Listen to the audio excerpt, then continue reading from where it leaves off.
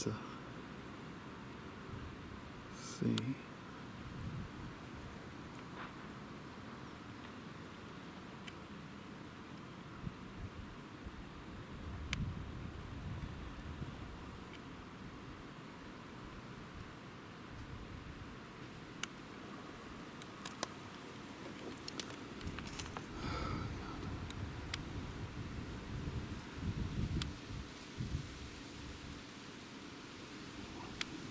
Got it. That was 41 times zoom, just so it goes with a bit of cloud. There we go. 47 times zoom, just so I can get it. I'm going to do more just to show you. 96 times zoom, that's an Air France Boeing 777 heading west over Cambridge.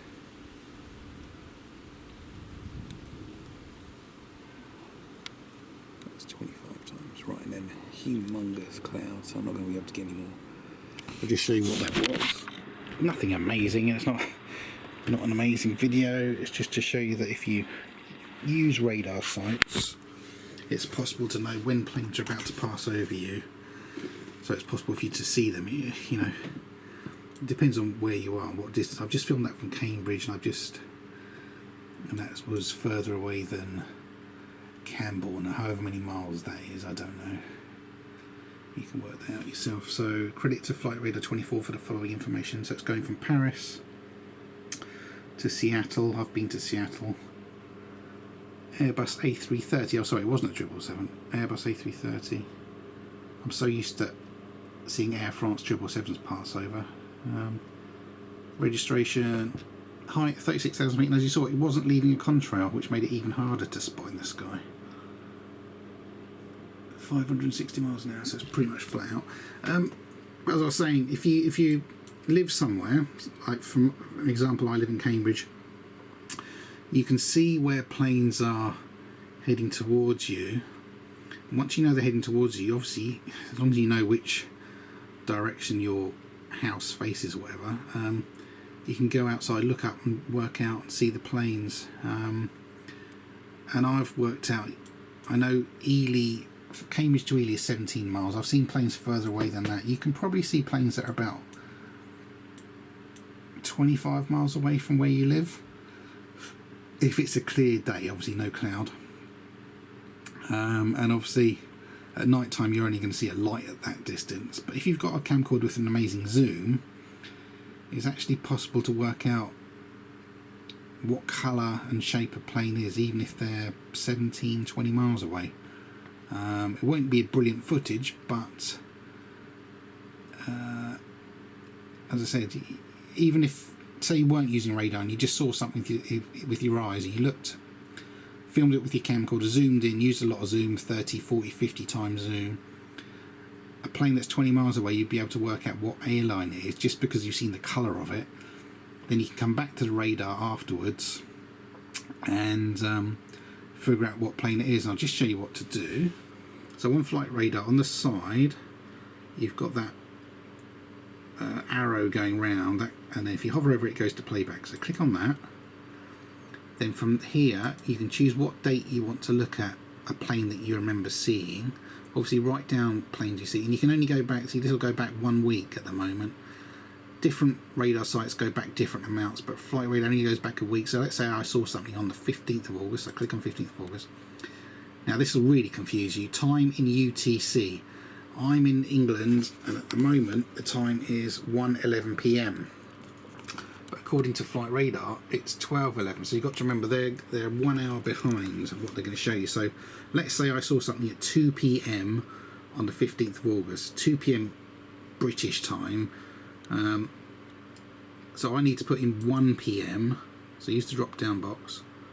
1 PM, 15th of August. Playback speed, stick to 12 times zoom. 12 times speed. You can make it go faster, but it gets too fast for you to comprehend. It's up to you. So stick to 12 times zoom. Click start playback, and you watch what happens. It'll show you what planes. It'll show you what was happening at that time. So 2 PM, 15th of August, I had Oxford Aviation Academy UK Piper PA going around Cambridge. Let's say that was the plane I saw. That's how you work it out. You can go back in time and date, and figure out what plane you saw. So as I said, if you see a plane and you want to know what it is, write down the time and date. Remember to write down where you saw it from. Work out what direction you were facing. So obviously sun rises in the east, sun sets in the west. Work out which direction you were facing, and you'll be able to work out what plane you saw. Obviously there is 12 times speed. Once it's going, you can adjust the speed down the bottom here. So let's make it go faster. That's 24 times zoom. And again, give it a couple of seconds for it to kick in. 24 times zoom, you look how quickly the planes are moving across the screen, the bigger planes. And then I'll go to 36 times zoom. Again, you have to wait, give it a couple of seconds to kick in. And now the planes are just blasting across the screen. You look how quickly they're going. So let's say I wanted to know that plane there. Click on that. Whilst it's moving at 36 times zoom, you can then figure out what the plane was. And if you want to, you can watch the entire flight. It's got 9,000 kilometres of this journey to go. When it's live, they'll actually tell you like how long they think that's going to take, like 8-9 hours.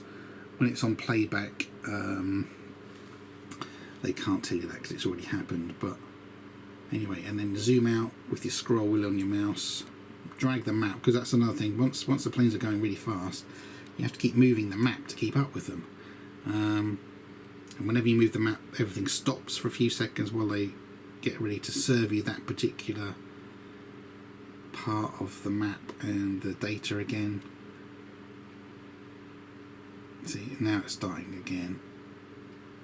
Yeah, you see, it has a bit of a tiz-was when you move the map. It has to reload the data it's sending you and start again. But there you go, it is carrying on,